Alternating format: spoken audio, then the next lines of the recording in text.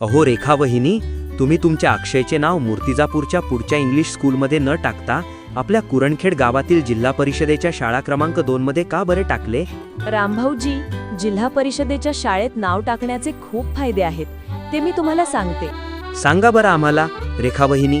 माझ्या मुलाचे नाव जिल्हा परिषदेच्या शाळेत घातल्यामुळे मला कुठलीच डोनेशन, कुठलीच फी द्यावी लागली नाही.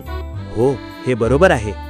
शिवाय मूर्तिजापूरला जाण्या येण्यासाठी मॅक्झिमो गाडीवाल्याला दर महिन्याला पैसे द्यावे लागत नाहीत. शिवाय मूर्तिजापूरला जाताना हायवे रोडने जावे लागते. आजकाल अपघातांचे प्रमाण किती वाढले आहे, त्यामुळे मी घराशेजारी असणाऱ्या जिल्हा परिषदेच्या शाळेतच अक्षयचे नाव टाकले आहे. ही गोष्ट एकदम खरी आहे. जिल्हा परिषद शाळेत प्रवेश घेण्याचे आणखीही खूप फायदे आहेत, जसे की मुलांना मोफत गणवेश मिळतात, मोफत पाठ्यपुस्तके मिळतात, वेगवेगळ्या स्कॉलरशिप मिळतात, दुपारचे उत्तम जेवण शाळेतच मिळते, वर्षातून एकदा सर्व मुलांची आरोग्य तपासणी होते, मुलांना काही मोठा आजार असल्यास मोफत ऑपरेशन सुद्धा होते. मग तर खूप छान रेखा वहिनी. तसेच शाळेमध्ये स्कॉलरशिप परीक्षांची तयारी करून घेतल्या जाते. नवोदय परीक्षेसाठी प्रश्नपत्रिका सोडवून घेतल्या जातात.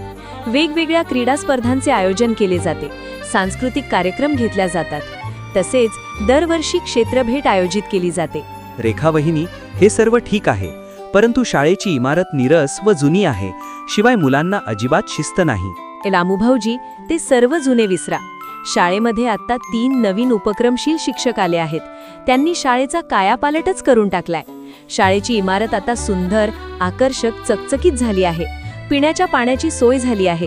मुलांना खूप छान शिस्त लागली आहे. हो का? मला हे माहीतच नव्हते.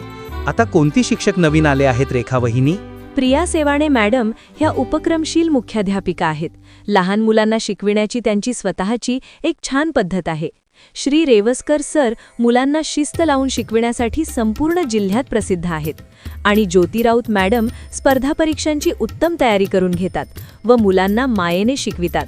म्हणून मी अक्षयच्या पुढील भविष्याचा विचार करूनच त्याचे नाव कुरणखेड क्रमांक 2च्या जिल्हा परिषद शाळेत त्याचे नाव टाकले आहे. रेखा वहिनी, ठरलं तर मग मी सुद्धा माझ्या गुड्डीचे नाव जिल्हा परिषद शाळेतच टाकणार आणि बाकी गावकऱ्यांना सुद्धा याच शाळेत नाव टाकण्यासाठी सांगणार.